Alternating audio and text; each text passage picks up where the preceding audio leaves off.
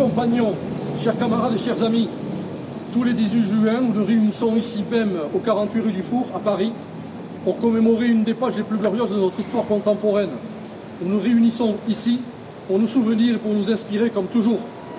Nous souvenir bien sûr de cet appel du 18 juin 1940, quand un général plein de panache lança de Londres un appel à la résistance et au combat.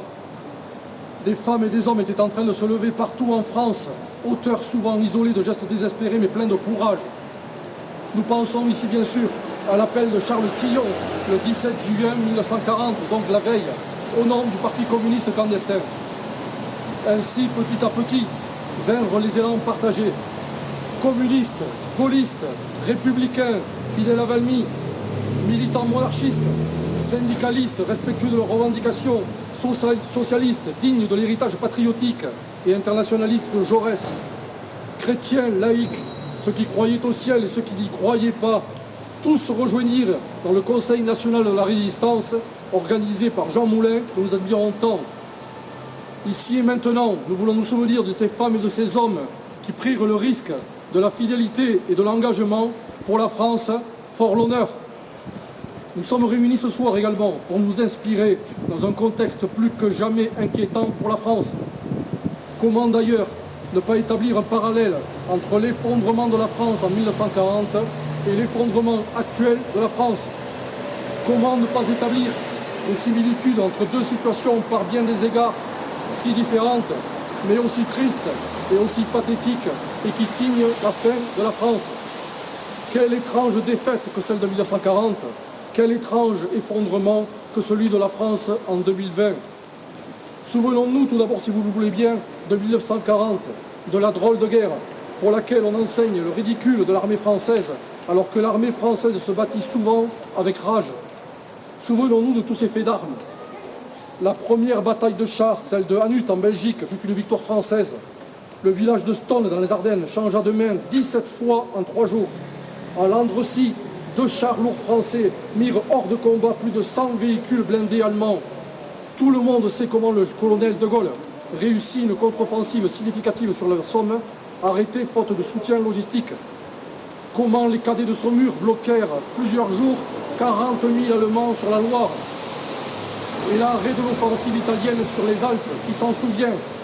Ou encore la résistance acharnée du général Delattre de Tassigny à Rethel ou du général Aublé sur l'Aisne, les exploits d'aviateurs comme Maurice Arnoux et les tirailleurs sénégalais, ceux qui grimpèrent sur les chars allemands pour abattre leurs conducteurs coupe-coupe, et ces juifs allemands au sein d'un bataillon de la Légion étrangère qui combattirent jusqu'à être entièrement décimés, et les communistes, le 109e RI composé en majorité de communistes, qui défendit héroïquement ses positions entre la Somme et l'Oise, au point d'être cité à l'ordre de l'armée après l'armistice.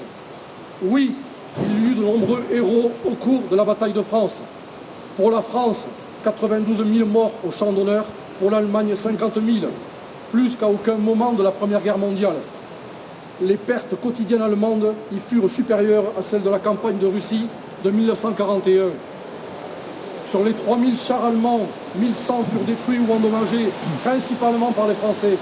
Sur les 4000 avions allemands, 1400 furent mis hors de combat par les Français et les Anglais, autant qui manquèrent à la Luftwaffe dans la bataille d'Angleterre 3 mois après, rappelle Roland Hureau citant le travail de Dominique Lormier.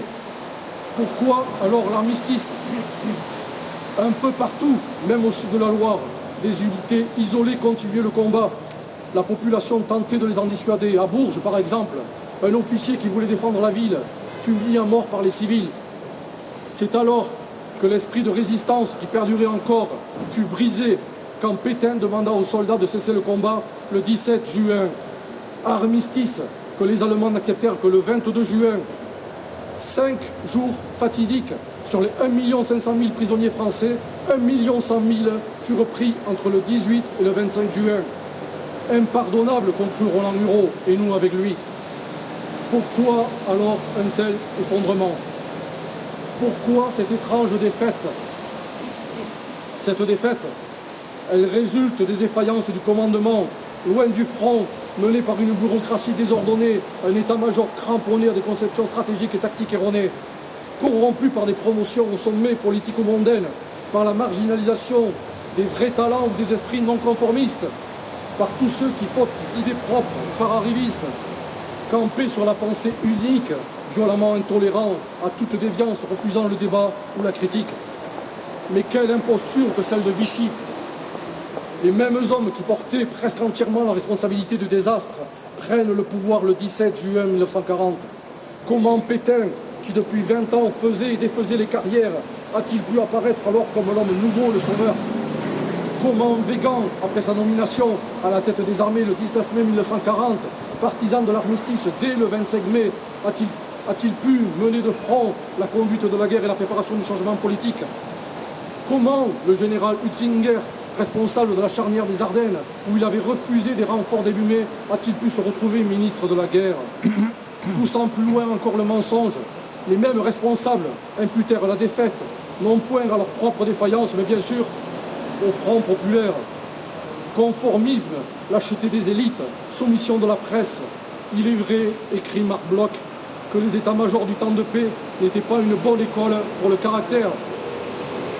À nos classes dirigeantes, quelque chose a manqué de l'implacable héroïsme de la patrie en danger, conclut Marc Bloch. S'il y eut une lâcheté française, elle fut non pas au front, mais plutôt bien sûr à l'arrière.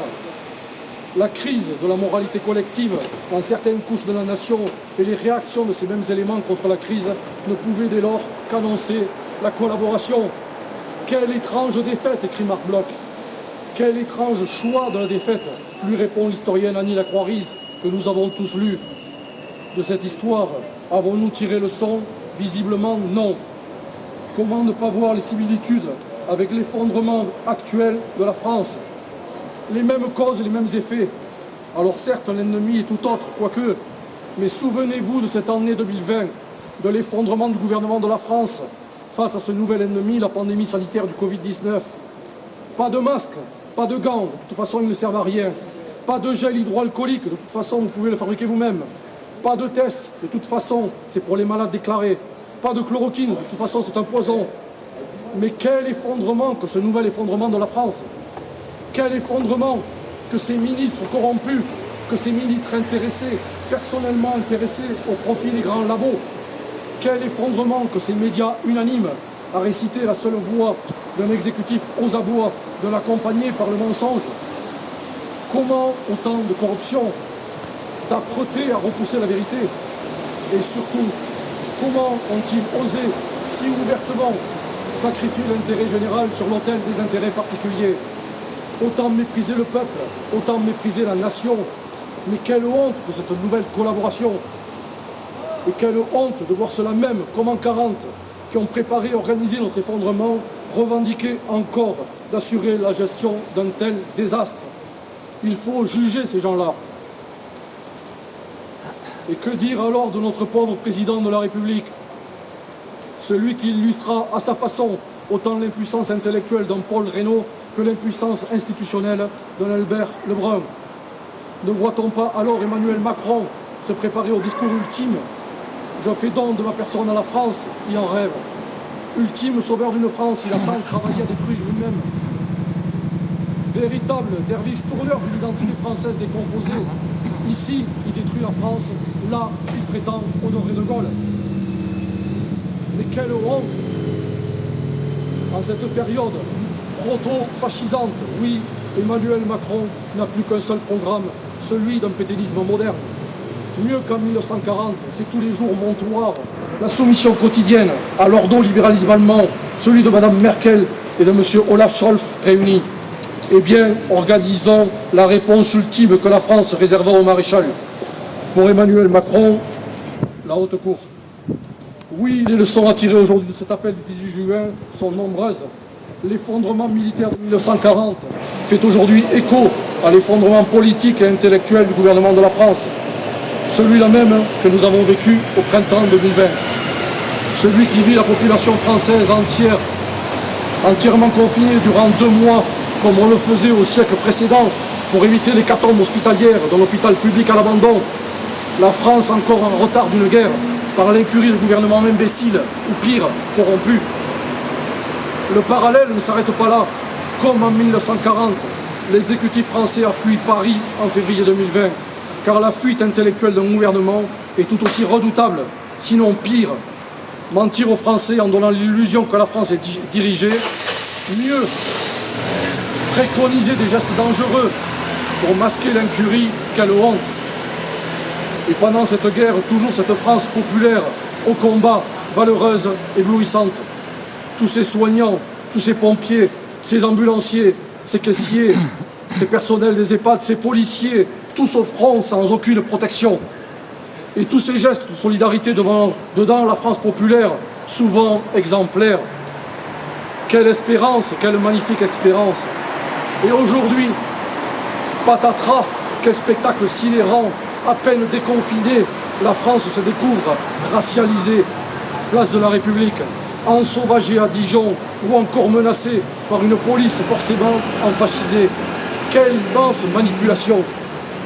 Quelle immense manipulation qui vise ni plus ni moins qu'à détourner notre action révolutionnaire, forcément révolutionnaire. Alors, que faire? Il faut d'abord s'organiser nous-mêmes et travailler à éviter les pièges redoutables qui sont tendus aux Français et à la France. Il nous faut préparer l'émergence d'une nouvelle résistance, celle qui rappelle que tout ordre social et politique doit avant tout reposer sur l'humain. C'est ce que nous avons préparé au sein du nouveau Conseil national de la résistance depuis la trahison de 2008. En cela, nos aînés ont de sérieuses leçons à nous donner à travers l'héritage du programme historique du Conseil national de la résistance. Aujourd'hui, un ordre corrompu travaille à défaire la France en défaisant la nation par le communautarisme. Aujourd'hui, un ordre corrompu travaille à défaire la République en défaisant une à une toutes les institutions de la France, à commencer par l'État, devenu impuissant, injuste et donc décrédibilisé. Ils veulent la fin de la nation, eh bien travaillons à refaire nation. Ils veulent la fin de la République, eh bien travaillons à refaire République. Cette volonté républicaine et nationale porte un nom, c'est ce que nous avons appelé, nous, l'hyper-république. Nous devons refonder le contrat social français par la réaffirmation de nos 3 valeurs cardinales, liberté, égalité, fraternité. Nous devons dans le même temps réaffirmer, quoi qu'il en coûte, que les hommes naissent et demeurent libres et égaux en droit. Les distinctions sociales ne peuvent être fondées que sur l'utilité commune. Aucune discrimination, d'où qu'elle vienne, ne sera tolérée. Car c'est cela la France. Faut-il encore défendre la France, aimer cette France et aimer le modèle républicain? À tout cela, il faut un préalable, et j'en termine. Il faut réaffirmer avec force contre les oligarchies européennes qui ont pris le pouvoir en France que le principe de toute souveraineté réside essentiellement dans la nation. Nul corps, nul individu ne peut exercer d'autorité qui n'en émane expressément. Le pouvoir au peuple. Parce que nous comprenons, comme l'écrit l'intellectuel Roland Gori, que la France du printemps 2020 a connu un effondrement similaire à celui de juin 1940. Nous invitons tous les Français qui ont résisté durant ce printemps 2020 à rejoindre le nouveau Conseil national de la résistance, comme le firent en juillet 1940 de très nombreux Français qui voulaient continuer le combat.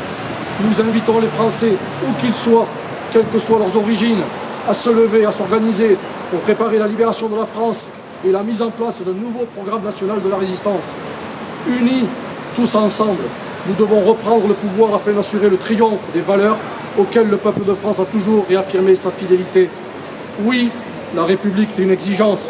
La République, celle des révolutionnaires comme celle de Montesquieu, appelle simplement, mais quel programme, le retour puis le triomphe de la justice comme de la vertu au service du peuple.